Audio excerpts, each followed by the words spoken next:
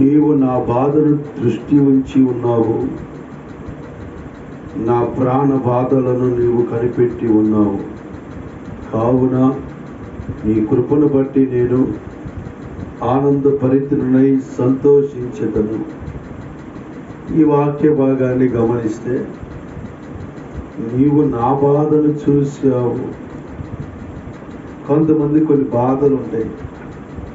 నాకు ఈ బాధ ఉంది అని ఒకవేళ మనం ఎదుటి వాళ్ళు మనకి ఎదురు చెప్పినప్పుడు, లేకపోతే మనం ఎదుటి వాళ్ళకి ఎదురు చెప్పినప్పుడు, అబ్బా నీకు బాధలేంటి, నువ్వు బాధలు ఉన్నాయా, అబ్బా మీరు బాగానే ఉన్నారుగా అని చెప్పంటారు. అంటే మనుషులు పై రూపాన్ని చూసి అనుకుంటారు. కన్న తల్లి తెలిసింది బిడ్డ ఆకలి సంగతి. నా ప్రియమైన దేవుని బిడ్డలారా, మీరు గమనించండి.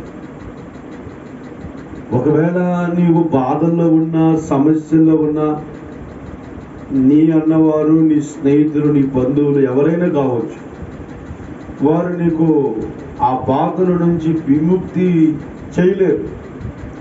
కొన్నిసార్లు కొంతమంది అంటారు, బాధగా ఉంటే బారుకి వెళ్ళరా బాబు అంటారు. అంటే బారుకి వెళ్ళినంత మాత్రం బాధ పోయిద్దా? ఏదైనా ఊళ్ళోకి వెళ్ళినంత మాత్రం బాధ పోయిద్దా? లోపల ఉన్న బాధ కదా, ఎట్లా పోయిద్ది? లేకపోతే ఒక గంట 2 గంటలు, లేకపోతే ఒక 1000 రూపాయలు ఖర్చు పెట్టుకుంటే, ఒక 500 ఖర్చు పెట్టుకుంటే, ఆ తాగటానికి కానీ లేకపోతే ఊళ్ళకి వెళ్ళడానికి ఖర్చు అయిపోయిన తర్వాత మళ్ళీ అదే బాధ కదా. అంటే గాయము మనకి కలిగినప్పుడు దానికి మందు వేయాలి, మందు వేసి గాయాన్ని మాన్పాలి. అంతేగాని కట్టినంత మాత్రం గాయం మానదు. అలాని గుండెల్లో ఉన్న బాధని యేసుక్రీస్తు ప్రభువారు మాత్రమే తీసివేయగలుగుతారు. అందుకని అక్కడ రాయబడి ఉంది, నేను నా బాధల నుంచి నన్ను విముక్తి కలగజేసావయ్యా, నాకు సంతోషాన్ని అనుగ్రహించావు. అంటే సంతోషం భరితుడనై ఉన్నాను అంటున్నాడు. అంటే బాధ దేవుడు తొలగించడం వలన అతడి సంతోషముతో నింపబడి ఉన్నాడు. నా ప్రియమైన దేవుని బిడ్డలారా, మీరు గమనించండి. అంటే నీవు అక్కడ చేయాల్సిన పని ఏమిటి? నీ బాధల్లో నుంచి నువ్వు విడుదల పొందాలంటే, నా అంగలార్పును నీవు నాట్యముగా మార్చి ఉన్నావు.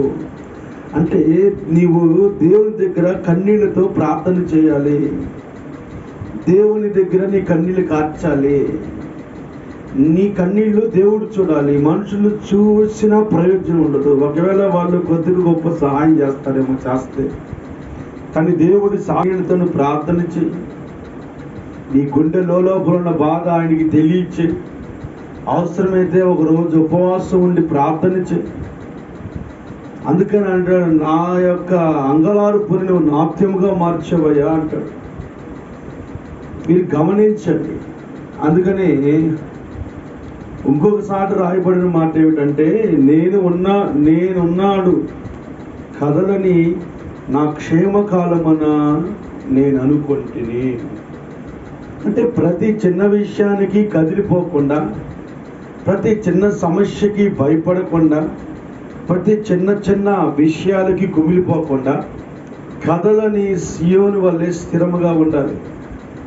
చూడండి, కొన్ని చెట్లు ఉంటాయి, అన్ని చెట్లు కదులుతీ ఊగుతాయి. కానీ ఖర్జూరపు చెట్టు కానీ, ఇంకా ఒలివ చెట్టు కానీ, కొన్ని చెట్లు ఉంటాయి, దేవదారు వృక్షములు ఉంటాయి. అవి ఎంత కదిలించినా కదలవు. వాటికి చావు లేని చెట్లు. మీరు గమనించండి. ఈ ఆత్మీయమైన జీవితంలో కూడా నువ్వు కదలకుండా ఉండు. రాని నిందలు, అవమానాలు రాని, కష్టాలు రాని, కన్నీళ్ళు రాని, నువ్వు కదిలిపోయినంత మాత్రాన, ఏడ్చినంత మాత్రాన, బాధపడినంత మాత్రాన నీ బాధలు తొలగిపోవు కదా. దానికి నువ్వు చేయాల్సిన పని ఏంటంటే, కదిలిపోకుండా స్థిరముగా ఉండు. ఎక్కడ ఉండాలి? దేవుని దగ్గర ఉండాలి. స్థిరమైన పునాది వలె, బండ మీద కట్టబడిన ఇల్లు, పునాది వేయబడిన ఇల్లు స్టాండర్డ్గా నిలబడిపోయి ఉండేది. ఇసుక మీద కట్టబడిన ఇల్లు కూలిపోయేది అన్నట్లుగా. ఇసుక అంటే లోకం మీద, నీ శక్తి మీద, నీ బలం మీద కట్టడం. బండ అంటే యేసుక్రీస్తు మీదే నువ్వు కట్టబడటం, యేసుక్రీస్తుకి నీవు అప్పచెప్పుకోవటం. అందుకని నేను వాక్యం ముగిస్తూ మీకు చెప్తున్నాను, ఈ బాధల నుంచి విడుదల పొందాలని అనుకుంటే యేసయ్య దగ్గర నువ్వు కన్నీళ్ళు కార్చి చేయి ప్రార్థన. రెండోది, నువ్వు కదిలిపోకుండా ఉండు.